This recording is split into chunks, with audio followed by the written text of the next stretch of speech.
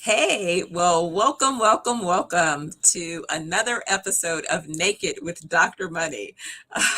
What an exciting day it is today. And I planned, of course, to have my cousin Matt as a guest, but unfortunately, he had a last minute schedule change. So instead, I was able to tap into a guest who still will allow us to address the topic of not only mindset, mind, body, and soul, but also being able to address this period of time where a number of people have expressed that they're dealing with grief. They've had deaths in their families. They might be suffering from disaster or disappointments. Of course, we hear the big R word being floated around, recession. So that sometimes creates issues as it relates to business and finance and worries, which tend to become additional stressors. So, Dr. Oliver is definitely someone able to address this topic and recently returned from travels both in the UK and to South Africa. So, very interested in hearing his perspective as well as what might be shared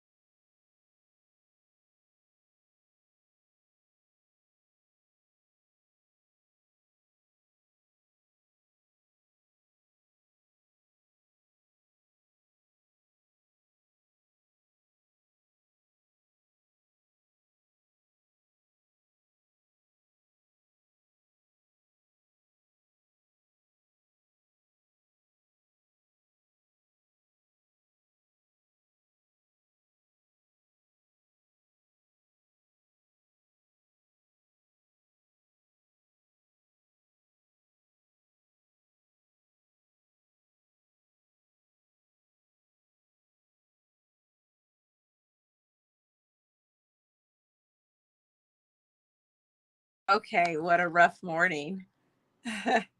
What a rough morning with tech over here. A little bit of everything going on. Let me see if I can bring my guest into. Let's see.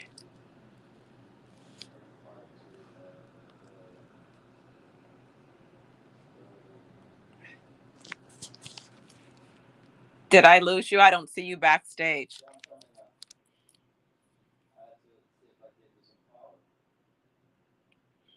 I came in on the phone.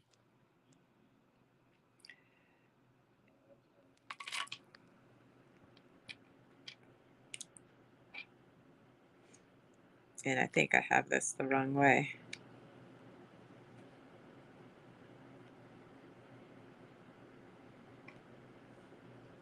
Are you there?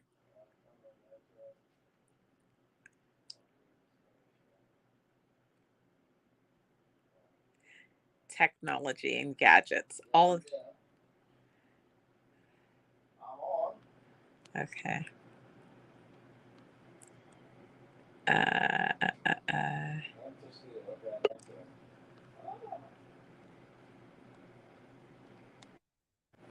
Close your door. Yeah, man.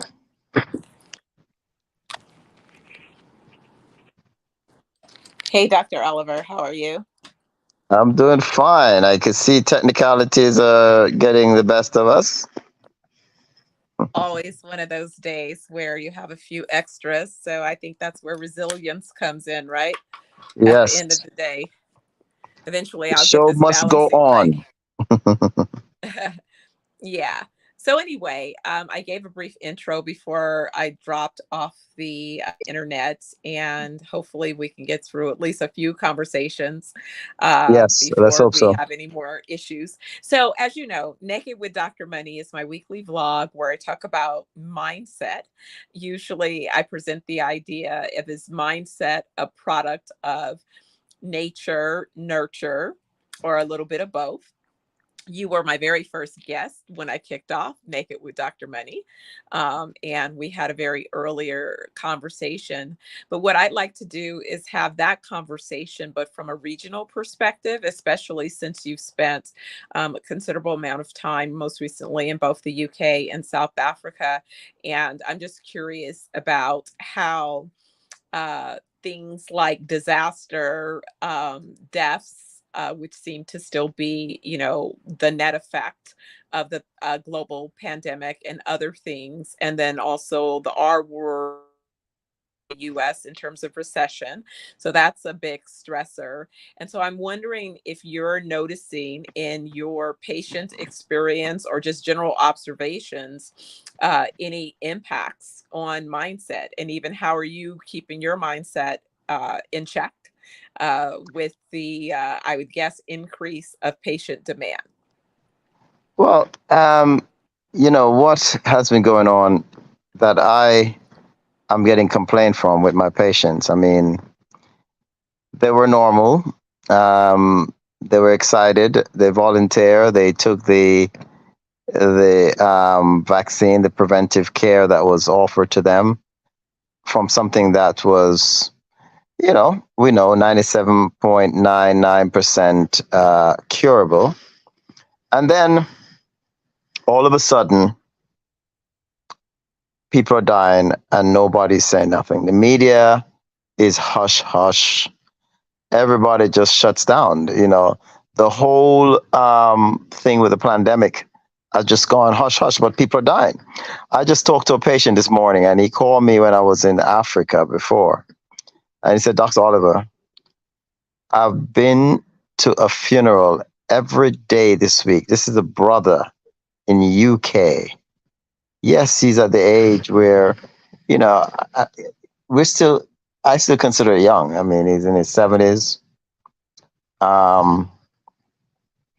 And he said he's been to a funeral every day since this thing, since the rollout. I mean, you know what rollout we're talking about. And I have elderly patients, who have lost their loved one, their wives, their husband. And I'm not saying that it wasn't their time. We're not saying that.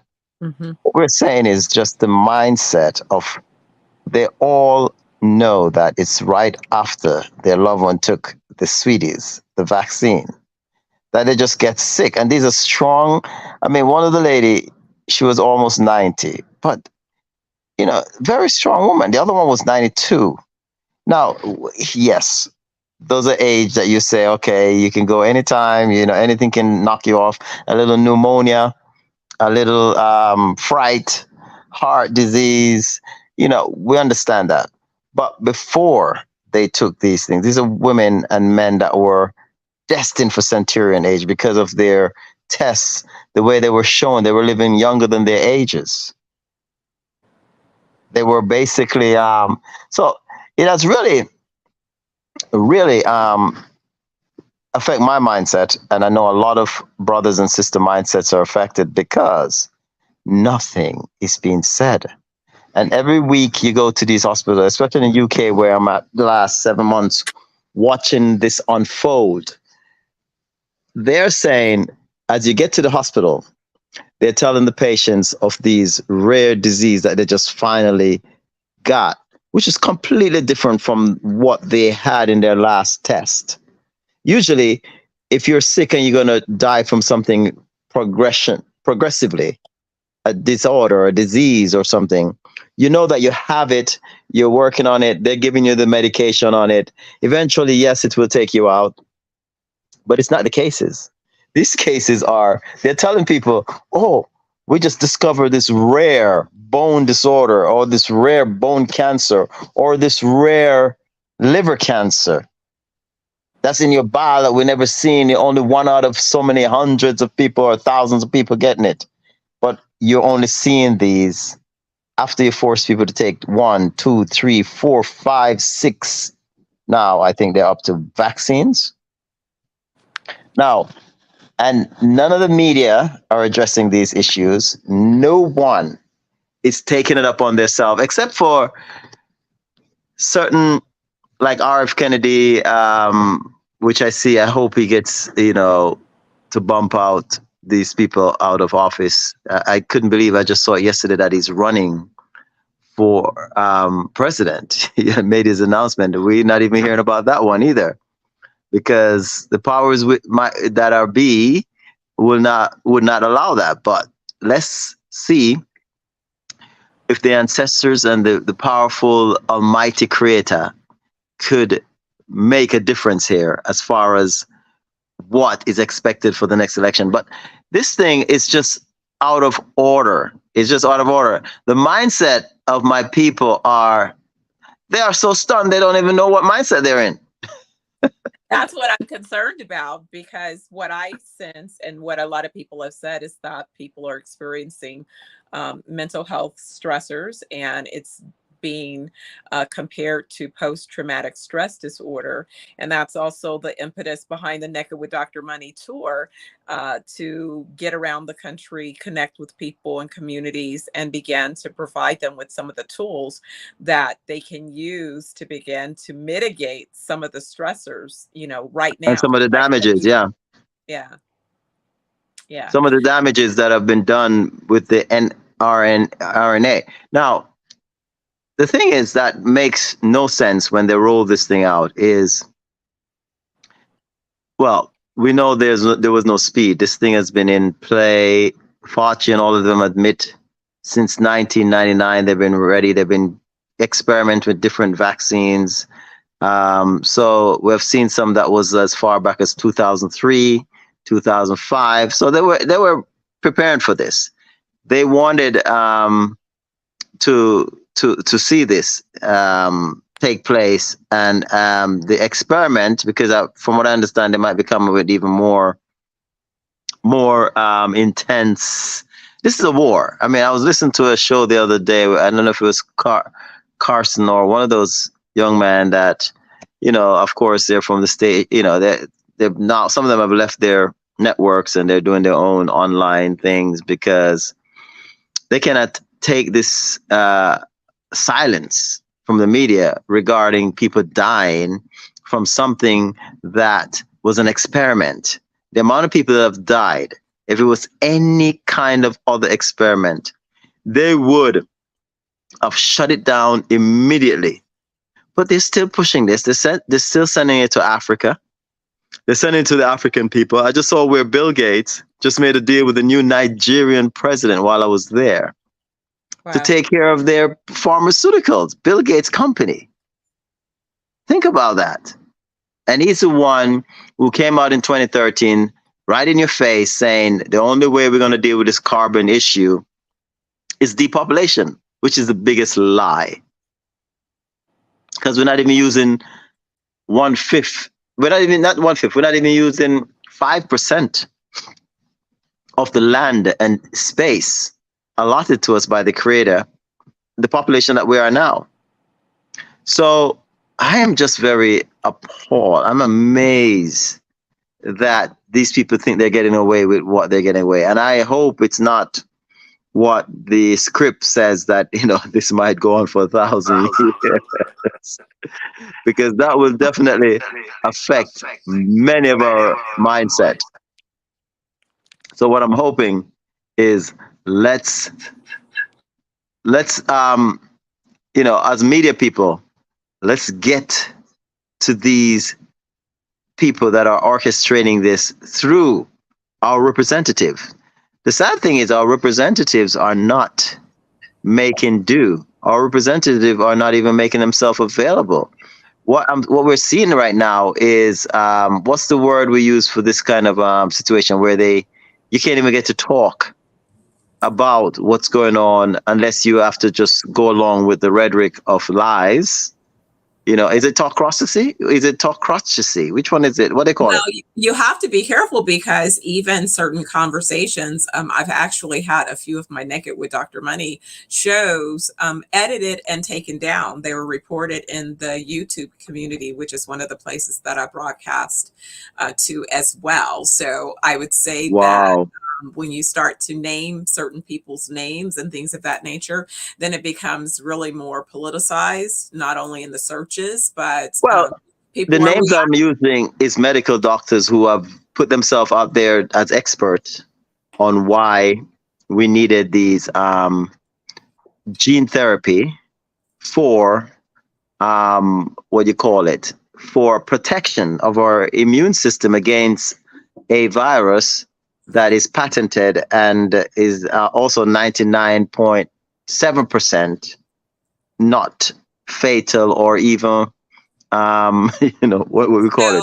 Okay, so here's I'm gonna shift it back a little bit more to the focus of our conversation, which is about mindset. And right. I'm wondering if it would be that lack of information as a stressor. You know, I'm more interested in not so much about, if you will, what's happening in the planning and the medical impact, but more importantly, what kind of tools that we can make available to individuals to cope with the stressors, because that's the issue. And that's sort of the idea is, if we report on the facts, then we're just adding to right now what's being received. Right. What's being perceived. But the thing is, the facts are not getting out there. But I understand what you want. You want to see how people can cope with their mindset right now. And I want them to understand that not only are the stressors something that impact you emotionally, but how that emotional connection manifests physically. You know, I've been dealing with a nerve issue for the last month and a half, 6 weeks, with its highest intensity. It probably started to manifest a few months before then, but it got to a peak. And it's been a process of the physical. You know, I was working on the physical, but I didn't realize until I had to kind of figure out the physical is not working by itself. What is the emotional trauma that could possibly be caused? And so when I started retracing the stressors, I began to recognize how stress, and then also conversations became difficult to have because of the stress in just your voice, you know, and having a conversation with someone, especially if it's something that you are passionate about or something that you're concerned about. So if you're dealing with death, if you're dealing with disaster, if you're dealing with disappointment, and you already are vulnerable because you've been dealing with these things consistently, you know, that's a manifestation. And look at all of the different, I would say, detox you've had to walk through on a physical, you know, there's a physical and there's an emotional part that seems to make up people's experiences, but more importantly, their pathway to healing.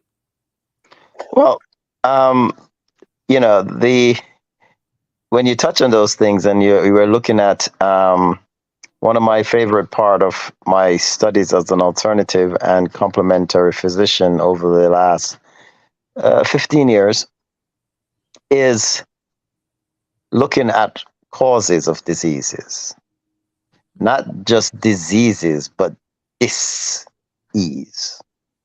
There's a difference between dis-ease, because I feel them all the time. I feel the disease all the time, and diseases. I'm having a disease right now. Went out this morning and feeling very good after 30 hours on the plane, coming back from South Africa through London and then back, and then down to Dallas and then to Las Vegas. And I was just zonked. My body was in another, like in the Twilight Zone. I'll be jumping up out of my sleep, don't even have a clue where I'm at in the world. But I've just kind of come around to feeling very good the last couple of days. And today I went out for my first workout. And it felt good. I mean, I run, sprint some hundreds, and but I'm feeling the disease right now, the disease. And so I know what caused my disease. Mentally, I felt good this morning, and I feel like I could go out and do 5 quick 100 sprints, those on curves and straight. I felt my body was ready for it. You know, running with my son and, you know, friends, and it's kind of like, wow, I am not feeling well. But mentally and deep down inside, I am feeling I'm at a good place. I'm at a good place because I know now I'm on my way back. And you speaking earlier about your what you were going through, and you know, you basically on your way back also. But the mindset to get you there, yes, it requires unloading certain things. It requires unloading guilt, you know, which was pointed out to me. Guilt, you're talking about unloading stress of past trauma. You know, I was in London a couple months ago, and I was invited to do a show that was webcasts from different rooms set up almost similar. One was in the Bahamas, one I think couple was in the USA, and if I'm not mistaken, I think it was somewhere in Africa. And it's amazing because the rooms are kind of look, and they had speakers, and we kind of intertwined with each other. And I will always say, "Now this is cool." But they were talking about trauma. How do we deal with trauma? How do we deal with childhood trauma? All different kinds of trauma that came at us over the years. Some of us are playing with it, and our mindset doesn't allow us to even face it, because if we really face it, then we realize there's a lot of adjustment needs to be made, a lot of revamping of who you think you are, and even friends you might have to get rid of once you start facing some of your traumas. And some people say they're demons. You Well, know. I think that it's what it is that the self-healing, the self-love process gives you space to be able to change the experience in relationships, but that's really about answering personally the things that really have you've experienced, and it starts with forgiveness. So it ends up being a journey inward, and by going inward you can gain insights that allow you to perceive, you know, experiences and information differently. And yeah, you're right, what happens is you start to vibrate at a different energy frequency. And it's not that you so-called get rid of relationships, it's just that those relationships are not vibrating at that frequency. So they kind of seek, you know, they say water seeks its own level. So I think it's the same thing with energy. I think that's really the truth in the statement when they say unequally yoked, is that really, if you're vibrating at a level and another person is vibrating at a different level, it becomes difficult for you to maintain a Right. space. Right. Definitely. And I mean, as I was saying, the mindset is one of, do we continue down this path, and or yes, in case of another person or relationship, it is about adjustment. It's about forgiveness. I remember reading this article, or it was like a flyer type of thing, where it says, um, good marriage depends on two good forgivers. and I was and I looked at it and I was like, it makes sense, because as human we are going to make a lot of mistakes, from all different perspectives, different angles, different viewpoints. And then how do we work with something that is supposed to last for a very long time, forever, as we say? And it's through, as you said, forgiveness. Understanding that it's another thing, because you have some people, they don't have any clue what forgiveness is to them. They hold on to things like it's gonna be, like like it's an account. It's a diamond or gold, mine that they have, holding on to, because they're not letting go of it, because it means a lot to them. So where does the mindset, where does it chip in at some point, where you ask yourself, what's going on here? Why aren't things changing? Why I'm not getting what I need to get? Why I'm not feeling the way I need to feel? So at that point, you have to start, as you say, go inner, Yeah. go back inside and see what is really the root cause of some of the ill health. We know that the ill health starts from mind. It's a holistic thing, mind, body, and soul. You start with the mental, breakdown into more emotional, and then from the emotional, it start affecting your organs physically. A lot of people understand anger and fear, and all these things affect the main organs that we have to deal with, which is kidneys and liver and even spleen. But fear affects your kidney more than anything else. So if you're there living in fear, because there's a lot of things that are coming, a lot of people are just there like bracing in fear. But that's what they've used against us over the centuries, is fear. Fear factor has always been used against our people to change our mindset, to get us locked in this one frame of mind. Religion is a good example of that. I'm in London and I see all these different religious groups and just how they are committed. And when you ask most of them, it's because fear, why they're even committed the way they are. They're fear of the afterlife. And what these religious groups offer them is amazing. I was just reading something a couple of days ago with the Muslim clergy and the Catholic clergy sitting in front of each other, and someone put at both sides, this one guy believes in a God that tells him not to get married, not to have any, women, sex, or anything like that, and you will go to heaven. You'll be next to me when you die. And then he's across from a Muslim clergy who said, have 6 wives, and basically when you go to the afterlife, you'll have all these virgins waiting for you. And they all claim to be serving the same creator, the same God, the same Almighty. So it is why is it so powerful in these different groups, that the mindset, because both things don't make any sense if you look at both of them and say you're serving the same God.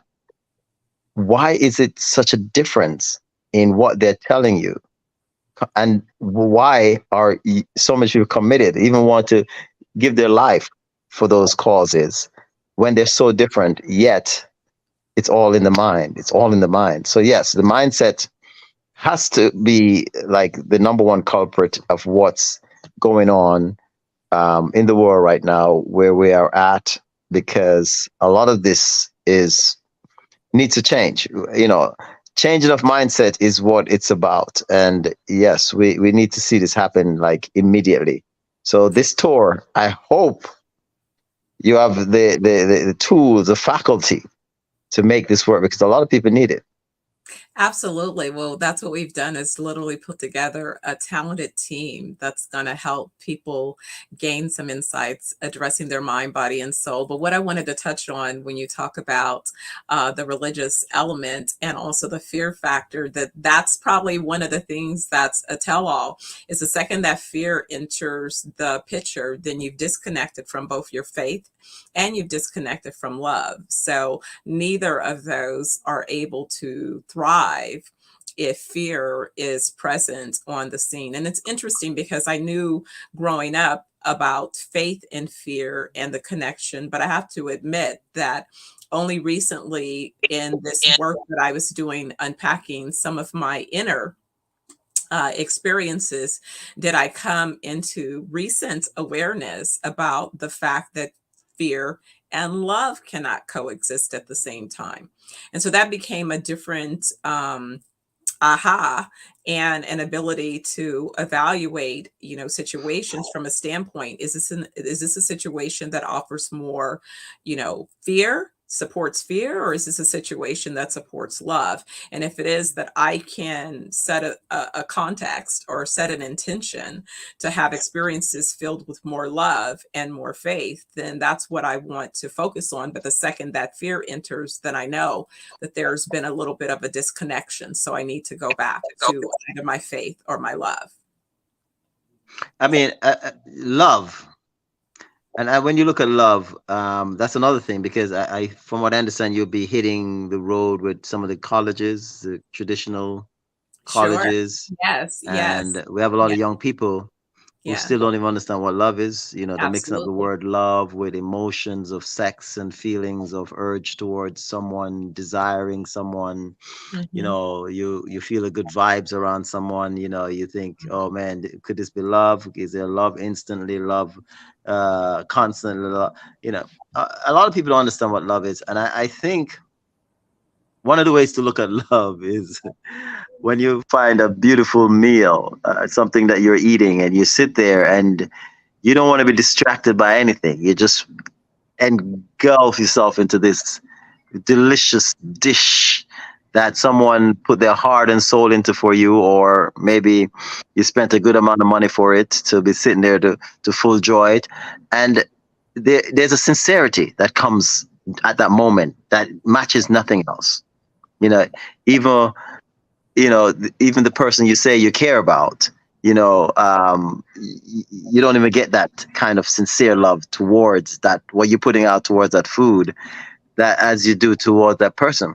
But that needs to be taken in consideration when you're talking about love and caring about someone. And the next thing is, do you have that patience? Do you have that what you call beautiful approach of gentleness, and that just want to be kind, and keeps no record of wrong, no anger towards that person. And just, if you're going to love, you just can't love one person, you got to love many, because it's not about sex. It has nothing to do with sex or anything. You got to love. You got to even love the stranger. You see a stranger, you got to show love. Are you willing to do those kind things? Because a lot of us are associating love with just that strong, deep feeling of sensuality towards somebody that you care about. And so I think in this tour, and in just the mindset that we're looking for, is to love, do kind things, keep our passion, and for that one special person that we want to grow old with, show them the same love and beyond. I mean, the almighty love. But let's understand that the mindset to go forward, to changing the world, is about just some simple things: kindness, gentleness, compassion. The words where we look out for people.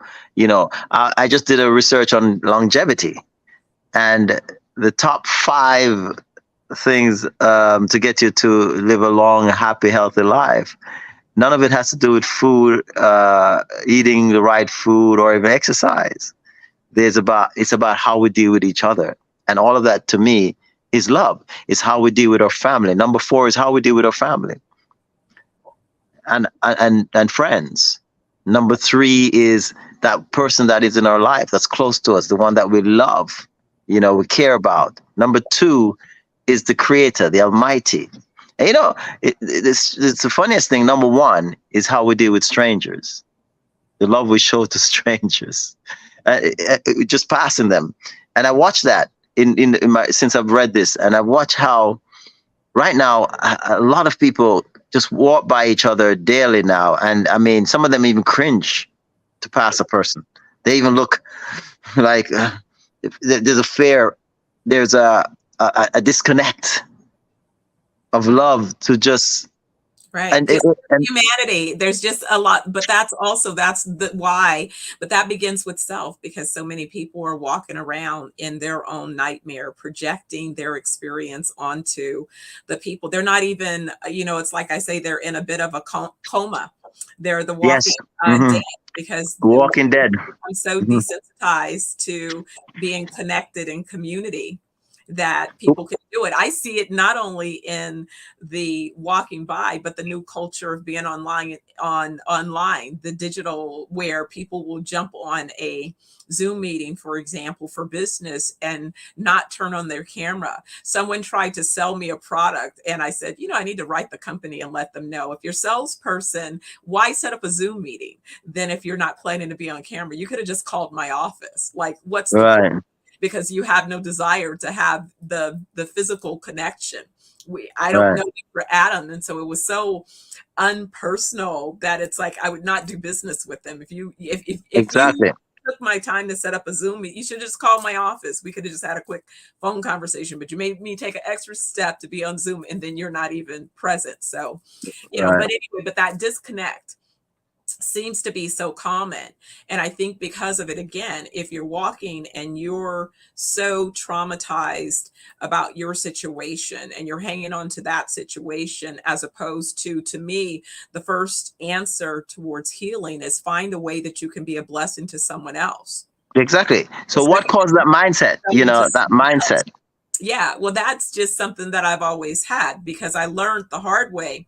I've been an entrepreneur for most of my journey. And so that's meant that I didn't necessarily fit into common conversations. I was looking at things from a visionary standpoint, a futurist, and many people didn't necessarily share those visions. So I had a label of being weird and different a lot. So I had to find other ways to validate my thoughts. And that required a strong relationship with the Almighty and the ancestors. But I also noticed the times that I was disconnected from that relationship. My faith wasn't disconnected, but I wasn't as engaged at the same level. And that's the thing about the mindset. But what I was smart enough to know is whenever I was experiencing significant disappointment or pain or distress, the first thing that I did was find ways to increase my giving. Probably a little bit to my son's chagrin. There are points where he felt like I shouldn't still be sowing into other people, because I certainly needed someone to sow into myself. But I say that now, when he sees the significance in terms of the types of things that are being presented to me, I tell him that it was a direct result of the fact that it wasn't about what the outcomes would be. It was about, I knew I had something of value. And if I could sow it into someone else that could benefit from the value at that point, perhaps my efforts would help me to work past, to get off of what I'm consumed with. And maybe that would allow space for new perspectives to emerge. Right. And I mean, as you mentioned earlier, I was in South Africa also. And, dealing with royalty. I met some Zulu royalty. I met some royalty from the Mujaji dynasty, which has to do with the rain queen, bringing that back. And, but while I was there, I realized even in that situation, there's disconnect. I remember being at a couple of meetings where there's a brother fighting the sister, the Rain Queen. The brother thinks that because he was at mature level and he's kind of holding it down till she turns 18, now that they want to do the coronation next month, August, he doesn't want to give up his interim duties. I mean, but it is what it is. I mean, from the beginning of time, they had these Rain Queens in this area that, you know, are attached directly to the pharaoh, you know, pharaohs and, you know, the female pharaohs and so forth. And they moved all the way down to southern Africa, to that area, because of invasions and other things that took place by the Romans, the Arabs and so forth, to leave that area and give all those pyramids and stuff to them. And just to see them now in a lesser situation than the days of their glory days during the pyramids, and they're still fighting over mindset, because to me, it's about wanting to say, I am the soul here. Just even on the news today, I was sent some information about what's going on in the Zulu kingdom, you know, similar struggles of who should be ruling. And so they missed the whole point of why they were there in the first place. As you said, to give to their people, give to their kingdom, give to their dynasty, give to their community, their families.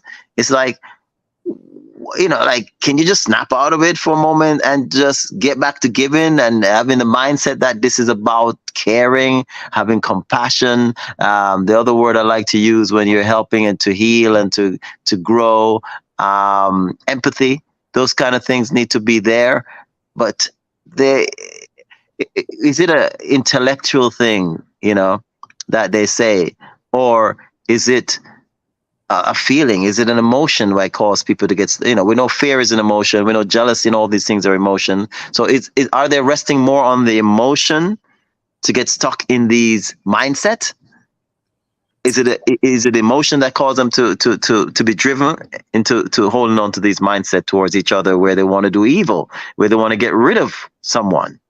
Absolutely. I mean, that's a big concern. But, you know, this was really what triggered the whole Naked with Dr. Money, and my ability to emphasize the work that I've done on mindset was because, as you know, when I first discussed doing business in Jamaica, I indicated that I was interested in creating social impact in the country, and that my objective was to create opportunities for 100,000 farmers and entrepreneurs in the country.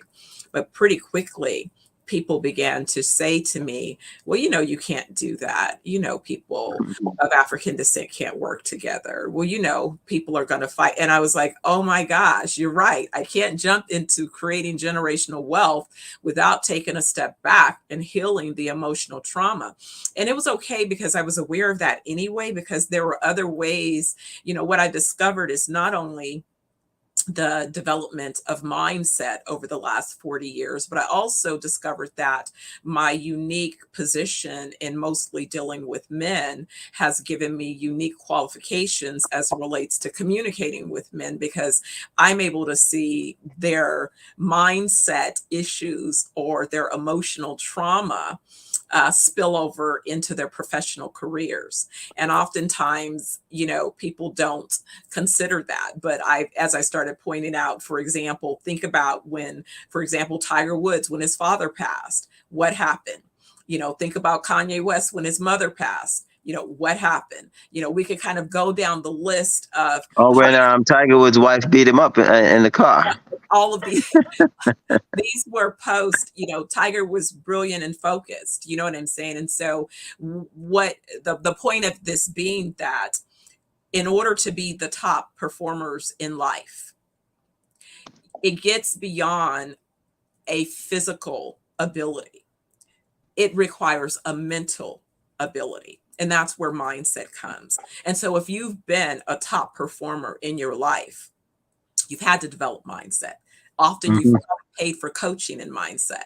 You know, if I look at the budget of what I've spent, I've definitely done way more than Malcolm Gladwell's 10,000 hours. I probably have, you know, hundreds of thousands of hours invested in mindset, as well as investing in my technical expertise and tools necessary to be at the top of my field, in each area of pursuit. So again, that is a mindset. And I remember that when mine first showed up when I was 3, I was negotiating the relocation of my mother and I. She was 21 at the time. We had moved out into our first apartment and it wasn't the best environment. So she was afraid to make a call to my grandmother. And I took it in my hands and said, no, we need to talk to her and I need to move us back. So I did. I negotiated a move back. And then at the same time, my grandmother was going to help some cousin get enrolled in preschool. I negotiated enrollment into preschool. And then the people a week later, when they realized I was only 3, came to kick me out of preschool because by law I couldn't start until 4. And then I had told my grandmother I was ready to quit. So she was so done with me and my little negotiating that they were like, you know what, you're not even going when you 4 to you 5, Miss Precocious over here negotiating and running. So yeah, my mindset, showed up pretty early, and it was a friend recently. That you're stubborn or showing that it just, at an early year? Taking over leading the people, leading the folks, whether I wanted to or not. But in all of that, when I think about, it's interesting that you would say the perspective of some of the tribes and the families. I have yet to visit the continent. I'm excited about visiting later this year for my first time. I am optimistic and hopeful that I'll be able to contribute, expertise. And the homeland, of course, business has been set up already in South Africa. So I expect to continue those efforts as well as other markets that have been presented that will be explored going forward. But, as with all of this, what I have recognized is that the mindset piece is going to have to be baked into everything, which it makes sense. The right. mind, body. And that's one of the things that, as you were going to say, mind, body, and soul. But you were saying earlier, I didn't want to forget about the leaderships. They were showing that some of the best leaders of some of the corporations, big corporations and stuff, were the ones who had that mindset of their EQ higher than even their IQ.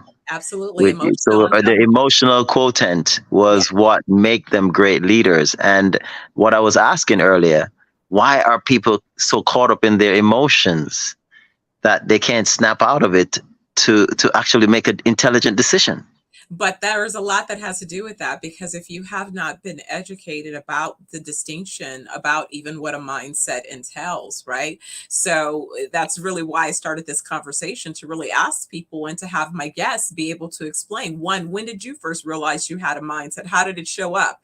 And do you think that what was part of your nature and what was part of how you were nurtured? And, kind of how did those two things form ultimately where it is? But guess what? You're not stuck with a particular mindset. You just need to become aware of it. And so oftentimes people lack self-awareness, but in the US, the way the US corporations are structured, if you're applying or working for top performing organizations, and I'm very grateful that my career has allowed me to consult with some of the best organizations in the US and the world, basically, right, that had leadership baked in. So when you become a leader in these organizations, they take you through personality and self-analysis and all of these different type of tests and tools, one, to help you become aware of who you are, because we all have blind spots. We all have things that we don't know. And so again, if you're not working on these things, then you're not growing and developing completely. You're going from the lens that you hold, and your lens can be flawed. It can be right. It could be broken. It could be outdated. It could be a number of things. And so things like, Landmark and the Course in Miracles, which I've been doing for my 2nd year in a row, and really adding that as part of the foundation for, again, really the type of impactful shifts that I think are essential at this stage of the game. I'm all in on the course. Let's start. But do you think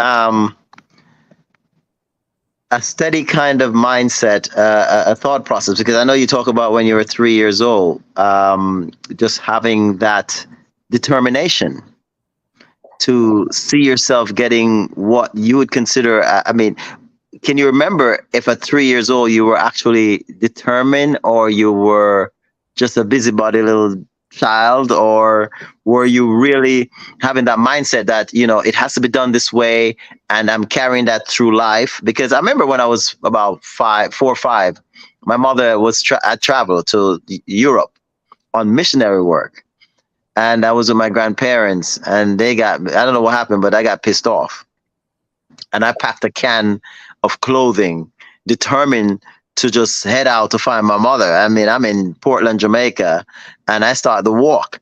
And I think it was like in the evening, my brothers and my older brothers caught up to me with my big Milo can with my clothes in it, packed neatly, because I'm determined to find my mother. But I remember that those days. I remember even just being in the church, and just was against the church in my early adolescence. I mean, when I was 8, 9, 10, 11 years old, just had a very distaste for the whole religiosity of Pentecostalism and all this stuff that I was exposed to through my mother and her people that she had surrounding her. And I still find even today in my 50s that I'm still with that kind of, you know, emotional disconnect to religiosity in that way. Can you say, looking back through the years with your determination, the way that you were very certain and in set in your ways, can you like connect those dots coming along? Yeah, it was a result of trauma. I had been molested by my mother's boyfriend, and so it was nowhere out. He molested me the night before, we were out the next day. That was it. So you're a start from a traumatic situation, Absolutely. but you had a And for strong will years, as a child. you know what I mean? And there were points that, you know, they had to temper that, because Right. that showed me that my nature was one of, I was going to have a spirit that you couldn't just, I wasn't going to be a victim.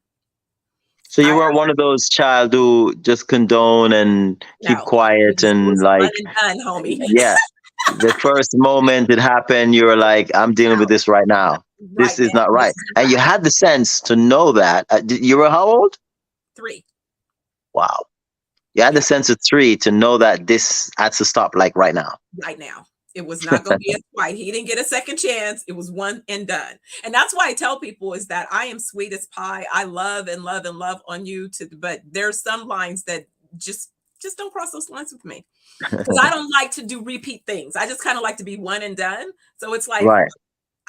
we're going to come up with a solution that ends this.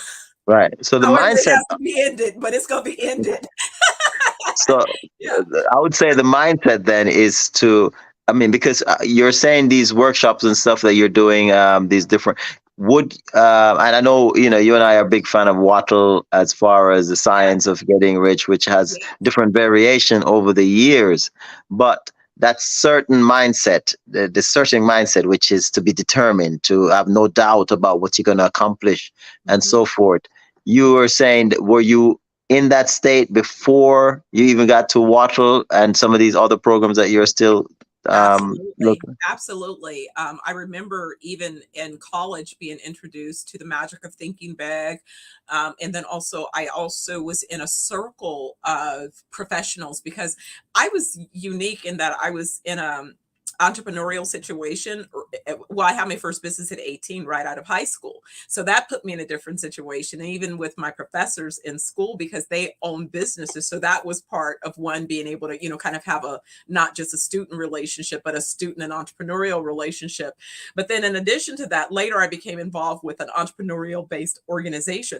By that time I was in my 20s, 21 years of age. And so I just remember dealing a lot with people who were, I would say, my parents' age, because also I had young parents. So my mother was 18 when she had me, my dad was 19, but I was always in this circle of adults. And my mother would describe it as I thrived, you know, and so people loved me being in those situations, much like I raised my son the same way. He's used to being in business settings. He can talk to anyone. He has no fear of communicating with whomever. He does not care. He's very comfortable. I was very comfortable in my skin very early on. And I was given that latitude because, like I said, when my grandmother was like, you know what, you're not even going to preschool at 4 for them to mess with you.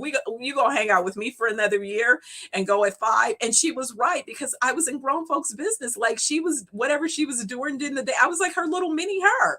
And I had my pocketbook, and I always had 2 or 3 books with me. And, and so I was studious, and I was just interested in being engaged. But it seemed that I had a certain determination. It was soon after that, when my mother bought our house when I was 9, that I declared that I was going to be an international business tycoon. And, my mom, I was fascinated with the then richest man in the world, who was a Middle Eastern deal maker, and, it's kind of like, this was that kid, right? The running family joke was that they brought the wrong baby home from this private hospital in Baltimore, because I was just so different. Thankfully I looked like somebody, otherwise they would swear that somebody switched the babies out, because I was on another plane, and so I do think that there's something about nature too, because I noticed that when I look at my family, my mother had the different dad that her siblings didn't have. My father has a different dad that his siblings didn't have. So that's also those two with different unique DNA contributed to me. So I'm Right, not. and I was reading where, and one of the African brighter stars who are looking at our genealogy and other things, how she mentioned that, the genetics, yes, from our ancestors, Yeah. passed down. They try to make it seem with Black people, African descent, that we only acquire the bad traits of diabetes and heart diseases and high blood pressure and all that stuff. It's a lie. We also acquire the geniuses of our ancestors, the things that set them apart, the great inventors that are in our ancestry, the creative innovators that was in our ancestry. We have those genes inside of us. And you see from an early age, you at 3, your Michael, or my patient, Michael, your cousin, he's seen that in his little 3-year-old also right now, 4-year-old. So there's some power in, as you said, nature, as people want to put it, it's nature, but it's genes, it's genetics, it's what's handed down from, and spiritual also, ancestry to ancestry. I mean, it's a big lie to go around telling people that, oh, your mother had diabetes, so you're going to have diabetes. It's a big lie to tell people that your father had high blood pressure, the slaves had high blood pressure, there was diabetes run. It's because all through those times, we were giving people poor diets. Listen to the word diet, D-I-E-Et. You were giving people diet. You were killing off our people by giving us garbage to eat. And then you're going to say it's ancestry. No, our ancestry is the greatness that we have inside of us that you're talking about today, the mindset that we're having, that we're talking about today, the innovation, the creativity that we're talking about today. That's what we inherit from our great ancestor.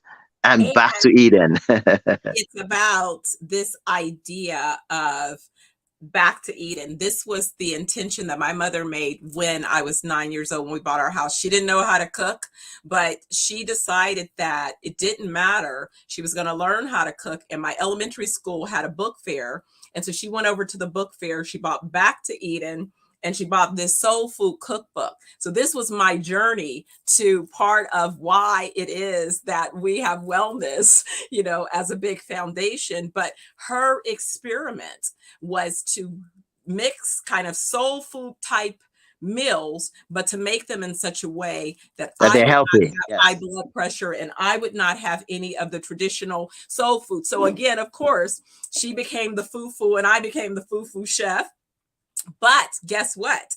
Unfortunately, she had lifestyle, because she was a smoker, but a lot of stress. She did die from a brain aneurysm that was the direct result of stress, just stress that had just taken, its toll on her body.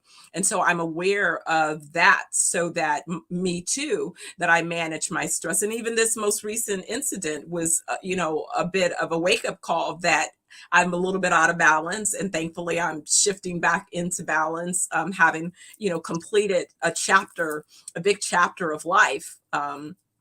that had taken 7 years to complete. So a lot of, high energy behind that. But to your point, that no, what we bring from our ancestors are the genius. And for those of us who have lineage that made the trek, we know that it was the best of the best of the best, and it was the youngest. It was the young and bright in their prime. It's like imagining your teenager being kidnapped. These weren't the elders; these were the young folks who were being kidnapped to be able to work as slaves in this foreign country. But they were the best of the best. They were of royal families. I tell people Right. that what I've come to understand is, imagine if somebody kidnapped your kid.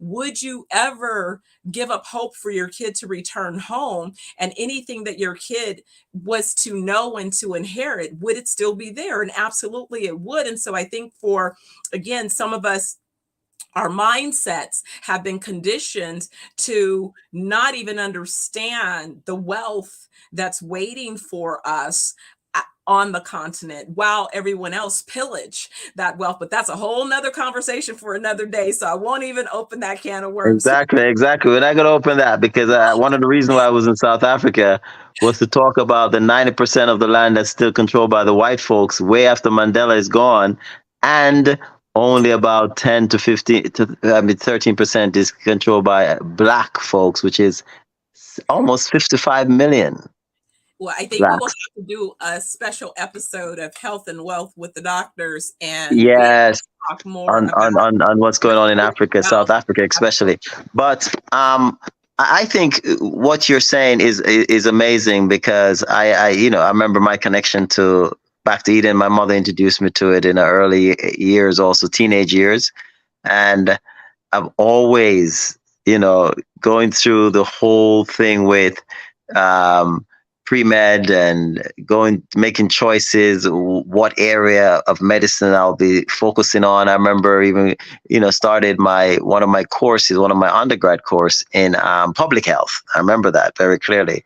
But all of it was to see if I could keep my focus and continue to honor Back to Eden because of the way it was written, and to help us. That is the Bible of living well Yes. and longevity, and it has been, came upon viciously by the pharmaceuticals, by government, FDA's, or they banned that book at one point. I don't know if is it still banned, from what I understand, I but don't know, but it'd be interesting.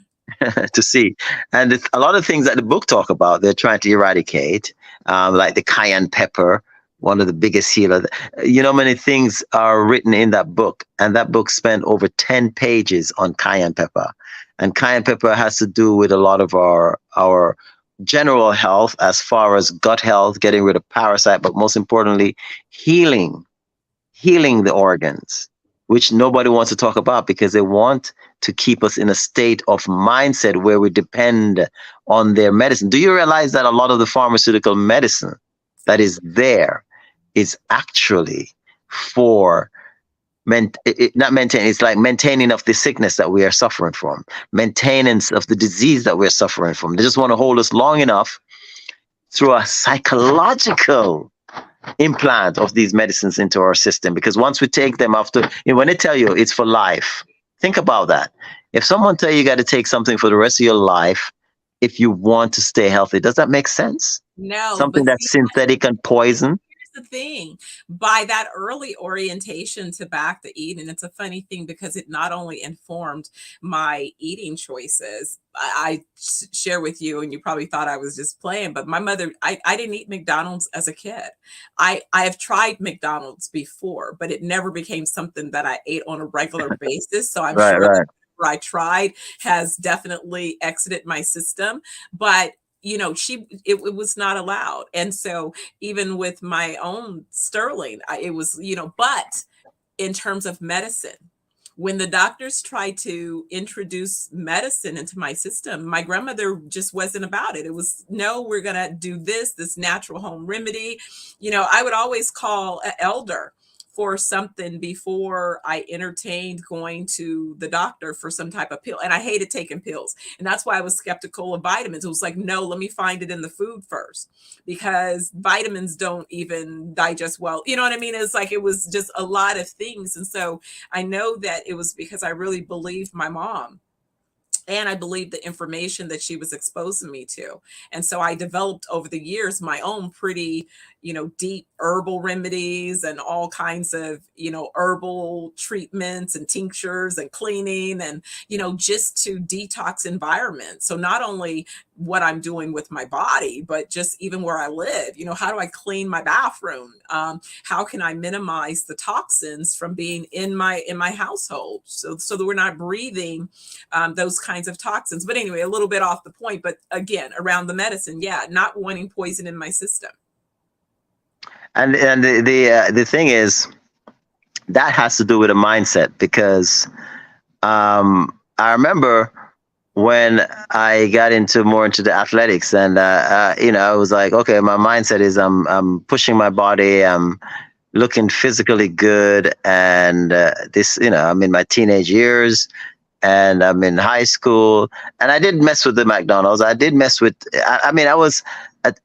I was basically, they did mess with my mind with a lot of the commercials on TV, because I just came from Jamaica and not having a television where I was coming from. And then I came here and see these wonderful things on the tube that I was being lied to, television at the time. I didn't know. I got caught up in the lie, and I know it changed a lot of my mindset. And I was eating the McDonald's. I wanted to try the Burger King when I see they come up on that screen. I wanted to try the Mars bar. I wanted to try the Snicker bar, and I tried all of them. It's when I realized, wait, this is so off from back to Eden. That in my 20s or so, I had to snap out of all of that. When I got to college, didn't even drink, until I finished my college years. So yes, it is one of those things where you can fall off the track, where your mindset is determined to stay a certain way, and then you get caught up in, and some people suffer from depression, and a lot of it is because of selfish desires. Yes, you can blame the television as much as you want and stuff, but yeah, I wanted to try these things, So there was some selfishness there on my part, and I was going to find the money whichever way, during my food junkie stage, to get it going on. But looking back, yes, you can have a trip, you can have a slip disc, you can have a what do you call we say in Jamaica, a chip falling out, or a chip out of place in your brain, because it's all in the mind. It's how you take care of that, mush underneath that crown there. And it is a mush. So we have to be very careful what we're thinking, because our thoughts gives us what we want. Our thoughts gives us what we want. So I am going to let that be the last statement, because we definitely went over, since I had such technical difficulties at the beginning of the show, and I had technical difficulties last week, so I don't know what this is all about. But anyway, once we got a clear range, I decided to go a little bit longer, because also I felt the conversation was interesting. I would like to follow up with you. I want to do a health and wealth, so I'd like to hear the perspective of what's happening globally. I think that's a conversation that we can schedule, so we'll make that a separate conversation that we can. Yeah, definitely. I'm looking forward to that. And, I need to follow up on you on business. I see a lot of things. I'm looking at the thing running here, Naked and Boot Camp. I want to know a little bit about Boot Camp. I want to also, I know when we were sitting down doing ZenoVerse, I like the way it looks now. ZenoVerse Wellness Group, coming up with the name. So yeah, there's a lot of things we need to catch up on, because when you go on an adventure, it's like the Rockefellers. I remember they used to have one or two of them that would go off into the jungle of Africa for months, and no one hear from them. One of them didn't ever came back. But I'm quite sure when they get back to running the Rockefeller business of such greatness, they had to sit down and catch up with each other after months. Thank God we have the internet now, and other ways to stay in touch. But it's so different when you sit with someone that you're working with for a few years and then just filling in and catching up on things. And I'm looking forward to that. And as you know, my show is coming up on Friday. I've been Yes, doing one tell for some everybody months. how they can tune in, even though the Yes. time's And already. we're gonna have I call him chef, we should call him doctor, because that man, 35 books, he's gonna be a guest on the mind body, and the funny thing, my show is also called Mind Body and Soul Balancing. Mind, Ah, body, and soul balancing, which is a holistic type of approach to health.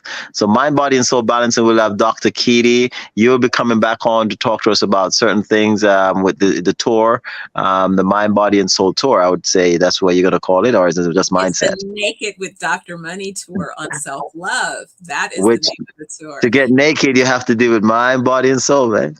Absolutely. That's how you get So, there. I'm looking forward to that. We're going to do this on StreamYard, so I'll let you send out the information. Dr. Money will send out the information once we set that up today. We're going to try all of that. But it's on, which is interesting, Zeno Radio has Galaxy FM, Galaxy Radio internationally. So I'll send those information out so you could log in to the show on Friday. But it's live on London Galaxy Radio this Friday. From London. Okay. All right. Yes. Yes. All right. But Well, we're doing it here in Las Vegas. well, thank you so much for jumping in and being a guest. We hope that my cousin recovers from his bout with food poison, and that Well, you can call it food cancer, but it's not that he has cancer. He just right, had the right, poison food from the poison. bad food. But a lot of that, and a lot of people get hit by food poisoning, especially this time of the year and stuff. And it's because the body needs detoxing. It's not so much the food that they're eating that poisoning them. It's what's already inside there. We're eating for different So that's environment that we talk about, and the fact of gut health needing to be healthy. That's a big exactly. part. Yeah, Because we're eating for that gut. We're eating for two things. We're either eating for the good biomes or the bad bacterias, which include parasites and other, elements that are, there's 40 trillion of these things in our gut environment that we're eating for. So when we get sick, one set is not happy. There's a revolt going on down there. There's something, you gave one group too much of one and it turns on the other, because that's what we eat for. We eat for our gut health. People don't realize that. We eat for our gut, so we have to keep our gut healthy. Absolutely. Absolutely. Well, as always, Doc, thank you. Always a wealth of information that I think is useful and impactful to folks. So again, name of your show on Friday, Galaxy Radio. Galaxy Radio, Mind, Body, and Soul Balancing, and hosted by Dr. Oliver. We should have Alkaline on and Fire. Talking about bioenergetics. Alkaline just coming back a few days ago from Jamaica with his herbs. We'll talk about some of that. We're gonna have Keedy talking about where my passion is right now, Africa, developing Africa. $1 trillion, 1 trillion by 2030, the farming industry in Africa can provide for the rest of the world. We can feed the rest of the world. We have more land than all these countries that are claiming that they're feeding us. In Africa, you have rice coming from Texas. You have grains coming from what's the name of the place? Ukraine, Russia giving us stuff. We can feed all these people. We can. Keita will explain to you that we can provide 2,000 calories a day for 12.5 billion people out of Africa daily. Think about that. There's only 8 billion people in the world. Yes. Wow. So that's an abundance. It's an overabundance of not only overabundance. opportunity. More billionaires and millionaires will be coming out of Africa because of the agro business. And we're in. We have land waiting for us. We have land. We have products that are unique to Africa. I mean, not products, but we have produce. We have things that are being grown in the soil in Africa that can heal, that can rival the farm. Well, pharmaceutical doesn't heal, so we can't even say they're rival. That can heal you and get rid of the pharmaceutical sickness scare that they want to give you. Sickness scare. Exactly. Well, anyway. Anyway, all of those good things. So with that, as I said, thank you again for being a fabulous guest, and You're welcome. we'll catch up real soon. Catch up soon. Looking All forward right. to it. All right. Thank you. Well, everyone, I want to thank you for hanging in there with me today for another episode of Naked with Dr. Money.